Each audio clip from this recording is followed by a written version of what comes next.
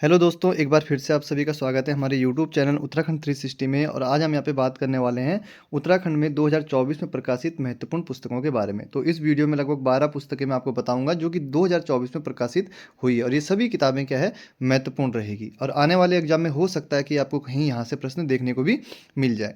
तो देखिए, पहली पुस्तक है इसी क्रम में, कल फिर जब सुबह होगी। और ये पुस्तक नरेंद्र सिंह नेगी जी के ऊपर लिखी गई है, और इस पुस्तक के लेखक है ललित मोहन रयाल। तो ललित मोहन रयाल जी ने क्या किया है, नरेंद्र सिंह नेगी जी के 101 गीतों को उठाया है और उनकी सरल व्याख्या कर दी है इस पुस्तक में। तो 101 गीतों की यहाँ पे क्या करी है, यहाँ पे व्याख्या की है। तो पुस्तक का नाम है कल फिर जब सुबह होगी। ललित मोहन दयाल जी, अगर हम इनके बारे में थोड़ा जानें तो इनका जन्म कहाँ हुआ है, टिहरी में। इनकी 3-4 किताबें और है, ठीक है, उन किताबों को भी आप जरूर नोट कर लीजिए। मैं बता देता हूँ। देखिए, पहली पुस्तक जो है वो है खड़क माफी। क्या है, खड़क माफी। खड़क माफी की स्मृतियों से। देखिए, पहली पुस्तक है खड़क माफियों की स्मृतियों से। दूसरी पुस्तक है चाकरी चतुरंग। दूसरी पुस्तक भी आप नोट कर लीजिए, वो मैंने यहाँ पे नहीं लिखी है, चाकरी चतुरंग। ठीक है, चाकरी चतुरंग गूगल में भी मिल जाएगी अगर आप सर्च करेंगे, चाकरी चतुरंग। तीसरी पुस्तक है अथ श्री प्रयाग कथा। क्या है, प्रयाग कथा। कथा लिख लेना आप अपने हिसाब से। और कारी कभी तू ना हारी। चौथी पुस्तक जो क्या है वह है कारी तू कभी ना हारी। तू कभी ना हारी, ना हारी। तो ये 4 पुस्तकें इनकी पहले से है, और 5वीं पुस्तक ये आई है इनकी। ये ज़्यादा महत्वपूर्ण रहेगी क्योंकि 2024 में भी प्रकाशित हुई है और लेटेस्ट पुस्तक है। दूसरी पुस्तक की अगर हम बात करें यहाँ पे, ये है हिमालय का इतिहास। तो हिमालय का इतिहास जो पुस्तक है, इसके जो लेखक है मदन चंद्र भट्ट। ठीक है, मदन चंद्र भट्ट। तो हिमालय का इतिहास मदन चंद्र भट्ट के द्वारा लिखी गई है। इसके अतिरिक्त इनकी एक किताब और है, ये भी आप लिख लीजिए, मेरू पर्वत का इतिहास। मेरू पर्वत का इतिहास। तो ये देख लेना आप, मेरू पर्वत का इतिहास, ये पुस्तक आप जरूर नोट कर लीजिएगा। तीसरी पुस्तक है यहाँ पे वो 17 दिन। तो ये तीसरी जो पुस्तक है वो 17 दिन, ये कहाँ पे लिखी गई है, आपने जब 2023 में नवंबर के आसपास देखा होगा, दीपावली के समय पे जो सिलक्यारा टनल में वहाँ पे मजदूर फंस गए थे, उस पे आधारित ये पुस्तक है। तो इसकी जो लेखक है वो है राजीव रंजन सिंह। और ये कहाँ पे आधारित है पुस्तक, किस पे आधारित है, उत्तरकाशी के सिलक्यारा सुरंग हादसे पे आधारित है। जो 17 दिन तक मजदूर वहाँ पे फंसे रहे, तो उसका यहाँ पे इन्होंने वर्णन किया है इस पुस्तक में। और साथ ही साथ इस पुस्तक में इन्होंने क्या किया, रैट होल तकनीक। ठीक है, रैट होल खनन जो तकनीक है उसको भी यहाँ पे अच्छे से डिस्क्राइब किया है इस पुस्तक के अंदर। तो लेखक का नाम जरूर याद रखें, महत्वपूर्ण रहेंगी सारी किताबें। चौथी किताब है the eternal Lord great Shiva temples of Uttarakhand. तो ये किसने लिखी है, हरिद्वार जिलाधिकारी धीरज सिंह गर्ब्याल ने लिखी है। और इस पुस्तक में कुमाऊं और गढ़वाल में जो महत्वपूर्ण शिव मंदिर हैं, तो उसका यहाँ पे वर्णन किया गया है। यह पुस्तक गर्ब्याल जी ने हल्द्वानी के एक लेखक अशोक पांडे जी की सहायता से तैयार करी है। तो दोनों ध्यान रखना, क्या पता ऑप्शन में एग्जामिनर किस प्रकार से यहाँ पे प्रश्न बनाता है। पांचवा है यहाँ पे, पांचवी पुस्तक है उत्तराखंड का लोकपुत्र प्रीतम भरतवाण। तो इसके जो लेखक हैं वह हैं सच्चिदानंद सेमवाल। तो उत्तराखंड का लोकपुत्र कौन, प्रीतम भरतवाण। इसके लेखक है सच्चिदानंद सेमवाल।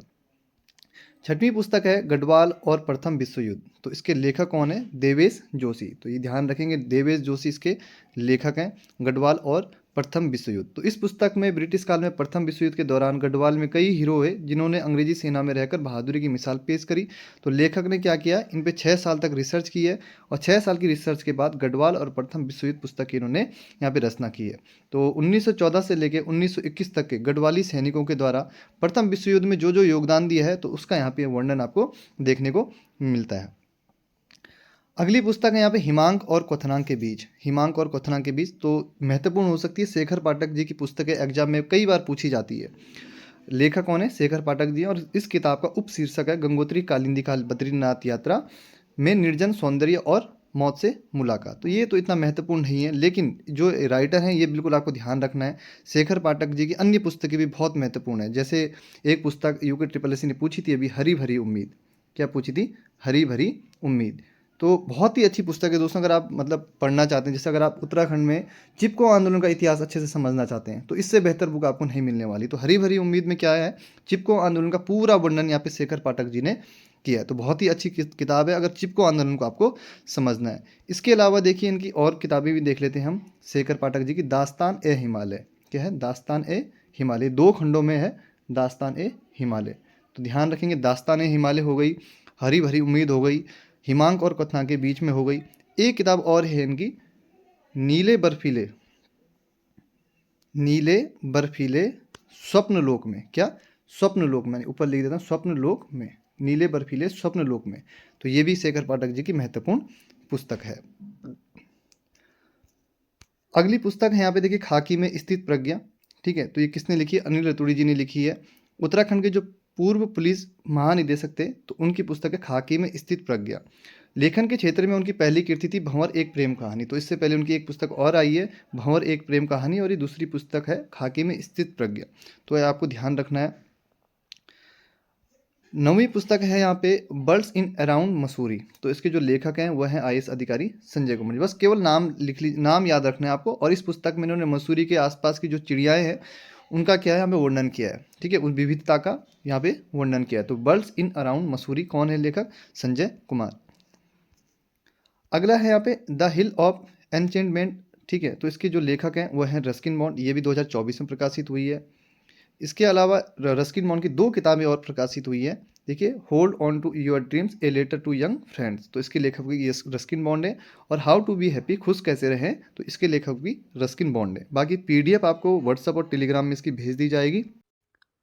19 जनवरी 2025 को आयोजित होने वाली यानी अगले माह होने वाली कनिष्ठ सहायक भर्ती परीक्षा के लिए हमारी ऐप उत्तराखंड 360 में प्रैक्टिस सेट लॉन्च किए गए। 10 नए प्रैक्टिस सेट आपको इसमें मिलेंगे बिल्कुल लेटेस्ट पैटर्न पर। इसी के साथ इस बैच में आपको 20 प्रीवियस ईयर पेपर भी मिलेंगे जो कि UKSSC ने आयोजित करे हैं। ये 20 पेपर आपको कब से कब तक के मिलेंगे? 2016 से अब तक के सभी पेपर इसमें मिलेंगे आपको। तो इस बैच की डिटेल मैं आपको बता देता हूँ। ये बैच हमारा 24 दिसंबर से प्रारंभ होगा। कहाँ पर ये बैच चलेगा? हमारी ऐप उत्तराखंड 360 में। इसका लिंक अभी आपको मैं दे दूंगा। इस वीडियो के डिस्क्रिप्शन में भी इसका लिंक आपको मिल जाएगा और इन नंबरों पर आप संपर्क कर सकते हैं। तो एक बार आगे बढ़ने से पहले इस बैच की कंप्लीट डिटेल देख लेते हैं। तो ये प्रैक्टिस सेट बैच जिसमें 10 नए पैटर्न पर आधारित आपको प्रैक्टिस सेट मिलेंगे। ये स्टार्ट होंगे 24 दिसंबर 2024 से। कहाँ पर चलेंगे हमारे प्रैक्टिस सेट? हमारी ऐप उत्तराखंड 360। तो इसको ज़रूर आप लोगों ने डाउनलोड करना है। 10 नए प्रैक्टिस सेट प्लस 20 UKSSC के प्रीवियस ईयर पेपर हमारी एप्लीकेशन। तो ये सभी प्रैक्टिस सेट हमारी ऐप उत्तराखंड 360 मिलेंगे। तो अगर इसमें बताऊं तो आपको हर प्रैक्टिस सेट में जो 100 मार्क्स का रहेगा उसमें 40 अंकों की उत्तराखंड, 20 अंक की हिंदी और 10 अंक की रीजनिंग और 25 के GS, इसी के साथ 5 कंप्यूटर के प्रश्न इत्यादि इसमें प्राप्त होंगे। डाउट क्लियरेंस के लिए आप इस दिए गए नंबर पर संपर्क कर सकते हैं। और इसकी जो हमने फीस रखी है वो मात्र 159 रखी है। और इस बैच से अगर आप जुड़ना चाहते हैं तो हमारी ऐप उत्तराखंड 360 आपने डाउनलोड करनी। अब ये प्रैक्टिस सेट किस फॉर्मेट में आपको मिलेंगे, यानी फॉर्मेट यानी कब कब मिलेंगे?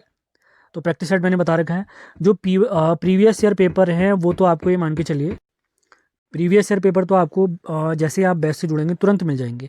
लेकिन जो नए प्रैक्टिस सेट हैं वो आपको 24 दिसंबर से मिलेंगे। 24 दिसंबर को आपको पहला प्रैक्टिस सेट दिया जाएगा। अगले दिन आपने उस पेपर का कंप्लीट एनालिसिस करना है। फिर उसके बाद 26 दिसंबर को दूसरा, उसके बाद एक दिन के गैप के बाद 28 दिसंबर को तीसरा पेपर, उसके बाद 30 दिसंबर, और ऐसे ही करते हुए 2 जनवरी को 5वां, 4 जनवरी को 6ठा प्रैक्टिस सेट, 6 जनवरी को 7वां प्रैक्टिस सेट और 8 जनवरी को आपको 8वां प्रैक्टिस सेट मिलेगा। इसी के साथ 10 जनवरी को 9वां और 12 जनवरी को आपको कंप्लीट प्रैक्टिस सेट यानी 10वां प्रैक्टिस सेट भी प्राप्त हो जाएगा। इसके बाद एक हफ्ता और, उसके ठीक एक हफ्ते में आप लोगों को पता है 19 जनवरी को हमारा पेपर होने वाला है कनिष्ठ सहायक का। उम्मीद है इसकी जानकारी आपको समझ में आई है।